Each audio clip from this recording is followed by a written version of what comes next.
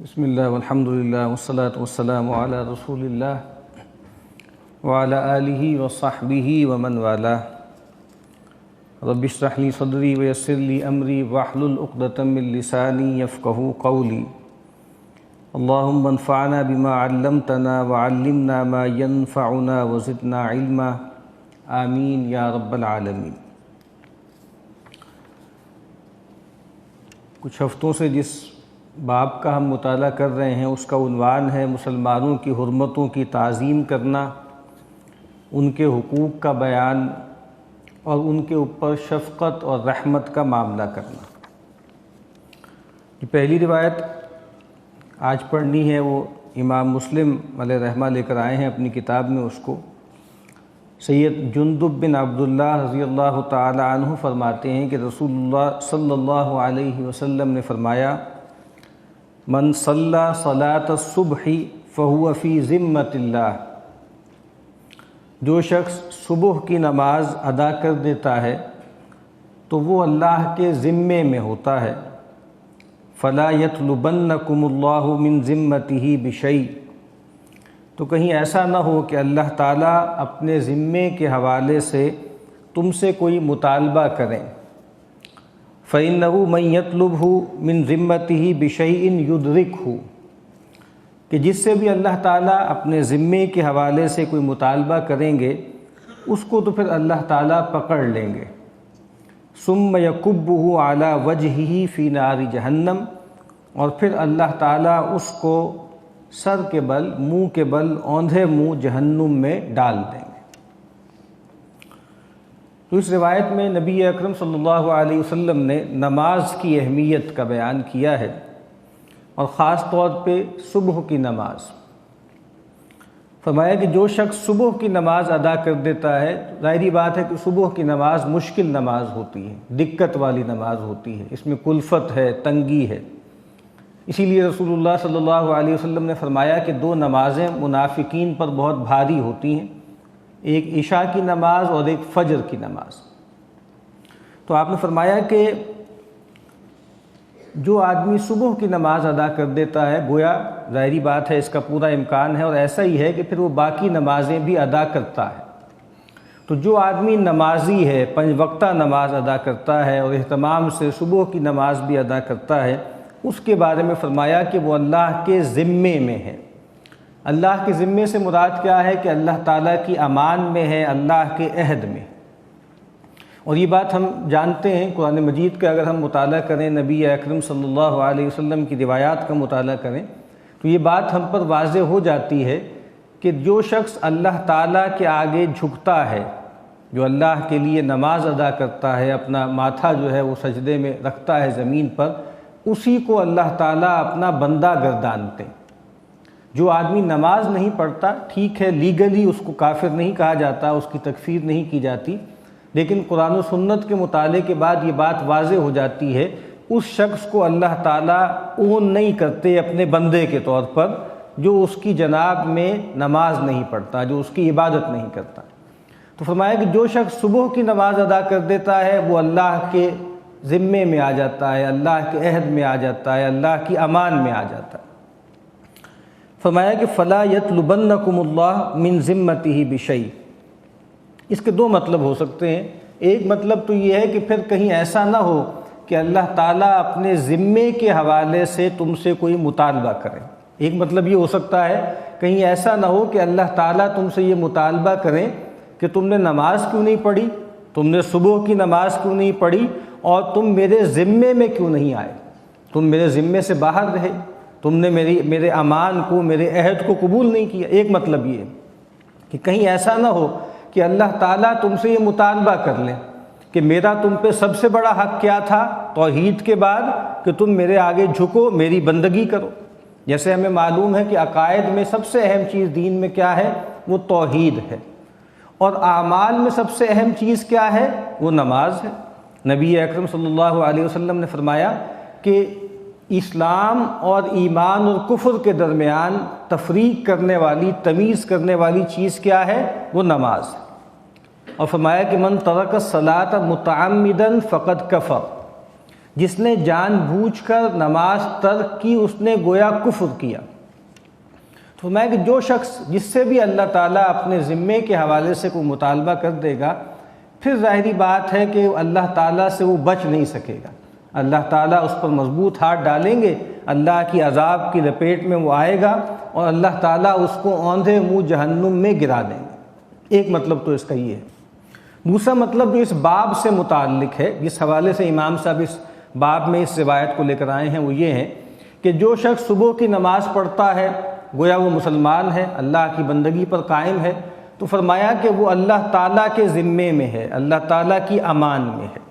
تو کہا کہ وہ شخص جو مسلمان ہے اور جو اللہ کی امان میں ہے، تو کہیں ایسا نہ ہو کہ تم اس کی جان مال آبرو پر کوئی حملہ کرو۔ یعنی اللہ تعالیٰ نے اس کو گارنٹی کیا ہے، اس کو ایشور کیا ہے کہ یہ میرا بندہ ہے، یہ میرے لیے نماز پڑھتا ہے، اور اب گویا میں اس کا جو ہے وہ دیکھنے والا ہوں، میں اس کا مالک ہوں، میں اس کا رب ہوں۔ تو کہیں ایسا نہ ہو کہ تم مسلمان کو جو اللہ تعالیٰ نے امان دے دی ہے اور تم اس کو امان نہ دو۔ یعنی جس کو اللہ تعالیٰ امان دے دے، پھر کسی اور کو حق نہیں ہے کہ پھر اس پر کوئی دار و گیر کرے، اس پر کوئی اقدام کرے۔ اسی لیے سورہ توبہ میں فرمایا فَإِن تَابُوا وَأَقَامُوا الصَّلَاةَ وَآتُوا الزَّكَاةَ فَخَلُّوا سَبِيلَهُم، اگر یہ لوگ توبہ کر لیں، رجوع کر لیں، شرک اور کفر چھوڑ دیں، اسلام میں آ جائیں اور نماز قائم کریں اور زکوٰۃ ادا کریں، تو ان کی راہ چھوڑ دو۔ اب ان پر کوئی دار و گیر نہیں ہوگی، نہ ان کی جان پر کوئی اقدام ممکن ہے، نہ ان کے مال پر کوئی تم ہاتھ ڈال سکتے ہو۔ تو فرمایا کہ جو شخص صبح کی نماز ادا کرتا ہے وہ اللہ کی امان میں ہے، اللہ کے عہد میں ہے۔ تو کہیں ایسا نہ ہو کہ اللہ تعالیٰ تم سے کوئی مطالبہ کر لے اور تمہیں یہ دیکھے کہ تم نے اس بندے کو جس کو اللہ نے امان دے دی تھی، تم نے اپنی زبان اور اپنے ہاتھ سے اس کو مامون نہیں رکھا۔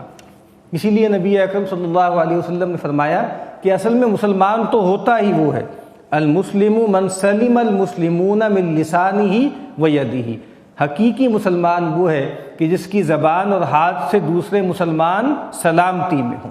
تو جس کو اللہ نے امان دے دی، اس کے بعد کوئی آدمی اس پر اقدام کرتا ہے، کوئی زیادتی کرتا ہے، تو کہا پھر اللہ تعالیٰ اس کو پکڑ لے گا، اور جس کو اللہ تعالیٰ پکڑ لے گا اس کو پھر اللہ تعالیٰ اوندھے منہ جہنم میں گرا دے گا۔ تو ہمیں مسلمان کا اکرام کرنا چاہیے، مسلمان کی تکریم کرنی چاہیے، اور یہ سمجھنا چاہیے کہ یہ شخص ہے جو اللہ کا بندہ ہے، یہ اللہ کی امان میں۔ تو اس وجہ سے اس روایت میں یہ بات بیان فرمائی گئی۔ اگلی روایت ہے سیدنا عبداللہ ابن عمر رضی اللہ تعالی عنہما روایت کرتے ہیں کہ رسول اللہ صلی اللہ علیہ وسلم نے فرمایا المسلم اخو المسلم، مسلمان مسلمان کا بھائی ہے۔ ظاہری بات ہے ایک بھائی کا تصور یہ ہوتا ہے کہ ایک ماں کے دو بیٹے ہیں، ایک باپ کے صلب سے دو بیٹے ہیں، تو وہ آپس میں بھائی بھائی ہوتے ہیں۔ لیکن یہاں پر ایک اخوت کا تذکرہ ہو رہا ہے جس کو کہا جاتا ہے اخوت ایمانی۔ خود قرآن مجید میں فرمایا کہ انما المؤمنون اخوۃ، تمام اہل ایمان آپس میں بھائی بھائی۔ فرمایا کہ مسلمان مسلمان کا بھائی ہوتا ہے، اور بھائی ہونے کا تقاضا کیا ہے؟ اب وہ تقاضے رسول اللہ صلی اللہ علیہ وسلم فرما رہے ہیں لا یظلمہ، چونکہ وہ اس کا بھائی ہے تو کوئی شخص بھی جان بوجھ کر اپنے بھائی پر ظلم نہیں کرتا، زیادتی نہیں کرتا، اس کا کوئی حق نہیں مارتا۔ تو پہلی بات یہ فرمائی کہ مسلمان مسلمان کا بھائی ہے، وہ اس پر کوئی زیادتی نہیں کرتا، نہ فزیکلی اس کو زد و کوب کرتا ہے، نہ اس کا مال لوٹتا ہے، نہ اس کی عزت آبرو پر کوئی حملہ کرتا۔ ولا یسلمہ، اور مسلمان اپنے بھائی کو دشمن کے سپرد نہیں کرتا۔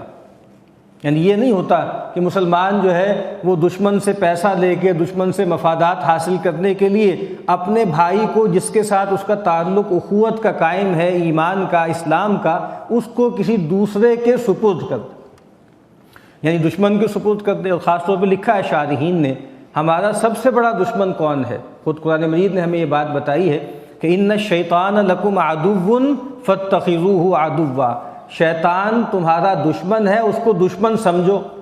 تو اگر ہم کسی بھائی کو دیکھیں کہ وہ برائیوں میں ملوث ہے اور برے کام کر رہا ہے، تو گویا وہ کیا کر رہا ہے؟ وہ شیطان کو اپنا دوست بنا رہا ہے۔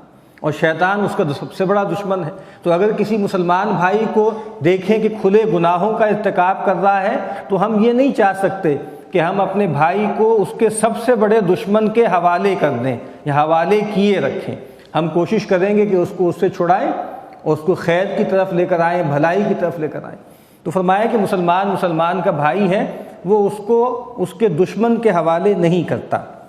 پھر دوسری روایت میں فرمایا لا یخونہ، وہ اس سے خیانت نہیں کرتا۔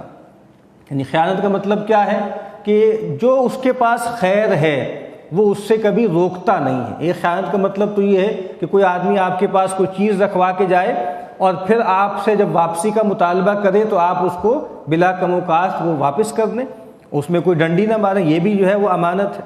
لیکن خیانت اس سے آگے بھی ہے کہ اگر کوئی مسلمان آپ سے مشورہ طلب کرے اور آپ کو یہ بات معلوم ہو کہ بھئی خیر اس چیز میں نہیں ہے بلکہ دوسری چیز میں ہے، لیکن اس کے باوجود آپ وہ زیادہ خیر والی بات اس کو نہ بتائیں تو آپ نے اس سے خیانت کی۔ رسول اللہ صلی اللہ علیہ وسلم نے فرمایا کہ جو اپنے کسی بھائی سے مشورہ طلب کرے اور وہ بھائی یہ جانتا ہو کہ خیر اس چیز میں نہیں ہے لیکن اس کے باوجود وہ اس چیز کا مشورہ دے، فقد خانہ، تو اس نے اپنے بھائی سے خیانت کی۔ اسی طریقے سے خیانت کیا ہے کہ کسی دوست نے آپ سے کوئی مشورہ طلب کیا اور آپ اس مشورے میں دوسروں کو شریک کرنے، ایک راز سے آپ کے ساتھ کوئی بات بتائی اور آپ نے جا کر اس کا افشا کر دیا، دوسروں کے سامنے اس کا اظہار کر دیا۔ اور اصل بات یہ ہے کہ کوئی بھی خیر جو انسان کے پاس ہے، اگر انسان اس کو مفاد پرستی کی وجہ سے اپنے بھائی سے چھپا کر رکھے گا تو یہ اصل میں خیانت ہے۔ تو فرمایا کہ مسلمان کا بھائی ہے وہ اس سے خیانت نہیں کرتا، ولا یکذبہ، اور وہ اس سے جھوٹ نہیں بولتا۔ ظاہر بات ہے جھوٹ کا مطلب تو یہی ہے نا کہ اعتماد ختم ہو جائے۔ ہمارا آپس میں ایک دوسرے پر جو اعتماد ہے وہ اسی بنیاد پر ہے نا کہ میرا بھائی جو مجھ سے یہ بات کر رہا ہے وہ بات ٹھیک ہے، وہ مطابق واقعہ ہے، وہ مطابق حقیقت ہے۔ لیکن اگر یہ بات ہمیں معلوم ہو کہ لوگ آپس میں جھوٹ بول رہے ہیں تو ظاہری بات ہے آپس کا تمام جو اعتماد ہے وہ شیٹر ہو جائے گا اور تعلقات ختم ہو جائیں۔ اور دوسری روایت میں اس کو اس طرح بھی پڑھا گیا ہے کہ ولا یکذبہ، وہ اپنے مسلمان بھائی کو جھٹلاتا نہیں ہے۔ ایک مسلمان بھائی ہے، دیانتدار ہے، سچا آدمی ہے، جھوٹا نہیں ہے، لپاٹیا نہیں ہے، وہ آ کر کوئی بات بتا رہا ہے، کوئی خبر مجھے دے رہا ہے تو کہا کہ اس کو جھٹلاؤ نہیں، فیس ویلیو پہ اس کو قبول کرو اور اس کی بات کی تائید کرو، تصدیق کرو۔ ولا یخذلہ، اور مسلمان اپنے مسلمان بھائی کو بے یار و مددگار نہیں چھوڑتا، بے سہارا نہیں چھوڑتا۔ یعنی یہ معاملہ نہیں ہوتا کہ مسلمان کو کوئی ضرورت ہے، کوئی تکلیف ہے، کوئی پریشانی ہے، کوئی مصیبت ہے اور آدمی جو ہے اس کو پیٹھ دکھا دے، جو آگے روایت میں آئے گا نا ولا تدابروا، دیکھو ایک دوسرے کو پیٹھ نہ دکھاؤ، ایک دوسرے کے ساتھ بٹریل نہ کرو۔ یہ معاملہ نہیں ہونا چاہیے کہ تمہارا بھائی تم سے خیر کی توقع رکھتا ہے، بھلائی کی توقع رکھتا ہے اور تم اس کے ساتھ غداری کرو، بدعہدی کرو، تو یہ رویہ ٹھیک نہیں۔ پھر فرمایا من کان فی حاجت اخیہ کان اللہ فی حاجتہ، جو شخص اپنے کسی بھائی کی مدد میں ہوتا ہے، اس کی حاجت روائی میں ہوتا ہے، اللہ تعالیٰ اس کی حاجت میں لگ جاتے ہیں، اللہ تعالیٰ اس کی ضرورت پوری کرنے میں لگ جاتے ہیں۔ تو یہ غیر معمولی بات ہے کہ اگر ہم یہ چاہتے ہیں کہ اللہ تعالیٰ ہماری مشکلات دور کریں، اگر اللہ تعالیٰ یہ چاہتے ہیں کہ اللہ تعالیٰ ہماری حاجت روائی کریں، مشکل کشائی کریں، تو ہمیں چاہیے کہ ہم اپنے مسلمان بھائیوں کی تکلیفوں کو دور کریں، ان کی مصیبتوں کو دور کریں، ان کی پریشانیوں کو دور کریں۔ تو کتنی بڑی گارنٹی ہے۔ فرمایا کہ جو شخص اپنے کسی بھائی کی مشکل میں کو حل کرنے میں لگ جاتا ہے، اس کی حاجت روائی میں لگ جاتا ہے، اللہ تعالیٰ اس کی مشکلات دور کرنے پر لگ جاتے ہیں۔ ومن فرج عن مسلم کربۃ فرج اللہ عنہ بها کربۃ من کرب یوم القیامہ، جو شخص کسی مسلمان سے دنیا کا کوئی کرب، دنیا کی کوئی تکلیف، دنیا کی کوئی پریشانی دور کرتا ہے، اللہ تعالیٰ اس سے قیامت کے دنوں کی تکلیفوں میں سے کچھ تکلیفیں دور کر دیتے۔ ظاہر ہے دنیا کی تکلیف جو ہے وہ ظاہر ہے کتنی بھی ہو تو وہ کم ہوگی، لیکن آخرت کا جو کرب ہے، آخرت کی جو تکلیف ہے، آخرت کی جو پریشانی ہے وہ غیر معمولی ہے اور وہ بہت سخت دن ہے۔ اس طرح رسول اللہ صلی اللہ علیہ وسلم نے فرمایا کہ سورج جو ہے وہ بہت قریب آ چکا ہوگا اور لوگ اپنے اپنے اعمال کے حوالے سے پسینے میں غرق ہوں گے، اور ایک حالت منتظرہ ہوگی، انتہائی سخت دن ہوگا، انتہائی مشکل دن ہوگا۔ تو کہا کہ جو بندہ دنیا میں اپنے ابنائے جنس کے ساتھ اچھا معاملہ کرتا ہے، اس کی تکلیف کو دور کرتا ہے، اس کی پریشانی کو دور کرتا ہے، اللہ تعالیٰ بدلے کے طور پر، اس طرح خود قرآن مجید میں آیا نا کہ حل جزاء الاحسان الا الاحسان، کہ کیا بھلائی کا بدلہ بھلائی کے سوا کچھ اور ہے؟ اور ظاہری بات ہے ہم اللہ تعالیٰ کے ساتھ تو کوئی بھلائی کر نہیں سکتے نا۔ ہم یہ کہیں کہ ہم اللہ کے ساتھ کوئی بھلائی کریں تو اللہ تعالیٰ جو ہے ریسیپروکیٹ کرے اور ہمارے ساتھ بھلائی کرے، ظاہری بات ہے اللہ تعالیٰ کی مخلوقات کے ساتھ بھلائی، جو فرمایا نا کہ الخلق عیال اللہ، کہ تمام مخلوقات اللہ کے کنبے کی مانند ہے، اور اللہ تعالیٰ کو اپنے بندوں میں سے سب سے زیادہ محبوب وہ ہیں جو اس کے کنبے کے لیے زیادہ نافع ہیں، زیادہ فائدہ پہنچانے والے۔ تو ہم اس دنیا میں اللہ تعالیٰ کے بندوں کے ساتھ خیر خواہی کا، بھلائی کا، نیکی کا معاملہ کریں گے تو اللہ تعالیٰ ہمارے ساتھ آخرت میں بھلائی کا اور شفقت کا اور رحمت کا معاملہ فرمائیں گے۔ تو فرمایا کہ جو شخص بھی کسی مسلمان سے کوئی کرب، کوئی تکلیف، کوئی پریشانی، چاہے وہ پریشانی فزیکل ہے، چاہے وہ پریشانی مالی ہے، چاہے وہ پریشانی نفسیاتی ہے، ہر طرح کی پریشانیاں ہوتی، تو کہا کہ کسی بھی طرح کی کوئی پریشانی دور کرے گا، ہٹائے گا، اللہ تعالیٰ قیامت کے دن کے بہت سے جو کرب ہیں ان میں سے بہت سے کرب اس سے دور کر دے گا۔ وَمَن سَتَرَ مُسْلِمًا سَتَرَهُ اللَّهُ يَوْمَ الْقِيَامَةِ، اور فرمایا کہ جو شخص کسی مسلمان کی ستر پوشی کرے گا اللہ تعالیٰ قیامت کے دن اس کی ستر پوشی کریں گے۔ اب ستر کا مطلب کیا ہے؟ ایک مطلب تو فزیکل ہے کہ کوئی مسلمان ہے اس کے پاس تن ڈھانپنے کا کپڑا نہیں ہے تو اس کو کپڑا فراہم کر دیا جائے، تو قیامت کے دن اللہ تعالیٰ بدلے میں اس بندے کو جنت کا جوڑا پہنائیں گے، کیونکہ یہ بات ہمیں معلوم ہے کہ قیامت میں جو بعثت ہوگی اللہ تعالیٰ کی جناب میں، وہ روایتوں میں آتا ہے کہ وہ اریاں ہوگا، آدمی بالکل برہنہ پا ہوگا، برہنہ جسم ہوگا اور غیر مختون ہوگا، اور پھر ظاہری بات ہے وہاں پر لوگوں کو کپڑا پہنایا جائے گا ان کی قدر و منزلت کے حوالے سے۔ اور روایتوں میں آتا ہے کہ نبی اکرم صلی اللہ علیہ وسلم نے فرمایا کہ سب سے پہلے جو کپڑا پہنایا جائے گا وہ سیدنا ابراہیم کو پہنایا جائے گا، عزت کا، شرف کا، اکرام کا کپڑا جوڑا ان کو پہنایا جائے۔ تو ایک مطلب تو یہ ہے کہ فزیکلی کسی کے پاس کپڑے نہیں ہیں تن ڈھانپنے کے لیے تو اس کو کپڑا فراہم کر دینا، تو اللہ تعالیٰ اس کو قیامت کے دن جو ہے اس کا ستر ڈھانپیں گے، اس کو عزت کی پوشاک پہنائیں گے۔ اور دوسرا مطلب وہی ہے کہ ستر پوشی کا مطلب یہ ہے کہ بغیر کسی تجسس کے، بغیر ٹوہ لگانے کے، اگر کسی مسلمان کی کوئی برائی سامنے آ گئی ہے، کوئی خفیہ معاملہ سامنے آ گیا ہے تو اس پر پردہ ڈالنا، یعنی یہ نہ کرنا کہ اس کو رسوا کرتے پھریں، اس کا افشا کریں، اس کا اظہار کریں، بلکہ اگر کوئی خرابی، کوئی برائی جو پرائیویٹ نوعیت کی ہے وہ سامنے آ گئی ہے تو اس کو چھپائیں۔ ہاں اگر کوئی چیز جرم کی نوعیت کی ہے، جس کا ضرر جو ہے وہ عام ہے، سماج کو خطرہ ہے، ریاست کو خطرہ ہے، پھر ظاہری بات ہے کہ ستر پوشی ناجائز ہے، پھر تو لازم ہے کہ حکمرانوں تک اور جو بھی اتھارٹی تک ہے اس خرابی کو بتایا جائے۔ لیکن اگر وہ خرابی ذاتی نوعیت کی ہے، پرسنل ہے، تو اس کے حوالے سے فرمایا کہ اس کی پردہ پوشی کی جائے۔ اور نبی اکرم صلی اللہ علیہ وسلم نے فرمایا کہ جو شخص دنیا میں اہل ایمان کی پردہ دری کرے گا، ان کے عیبوں کا افشا کرے گا، اس کا اظہار کرے گا، اللہ تعالیٰ قیامت میں علی رؤوس الخلائق تمام مخلوقات کے سامنے اس کی خرابیاں اور اس کے گناہ افشا کر دیں گے۔ تو ظاہر بات ہے ہم میں سے کون آدمی ہے کہ جس کی کوئی خرابیاں نہیں ہیں، جس کے ہاں کوئی جو ہے گناہ نہیں پائے جاتے، کوئی کمزوریاں نہیں پائی جاتی شخصیت میں، تو ہمیں چاہیے کہ ایک دوسرے کا پردہ رکھیں۔ تو نبی اکرم صلی اللہ علیہ وسلم فرما رہے ہیں کہ جو شخص کسی مسلمان کی ستر پوشی کرے گا، اس کی عیب پوشی کرے گا، اس کے گناہوں اور عیبوں پر پردہ ڈالے گا، اللہ تعالیٰ قیامت کے دن اس کے عیبوں کو چھپائیں گے، اس پر پردہ ڈالیں گے اور اس کا مواخذہ بھی نہیں کریں گے، اور مخلوقات سے بھی چھپا دیں گے اور اپنی رحمت سے درگزر فرما دیں گے۔ دعا ہے کہ اللہ تعالیٰ ہمیں مسلمانوں کے حوالے سے یہ رویہ اختیار کرنے کی توفیق عطا فرمائے۔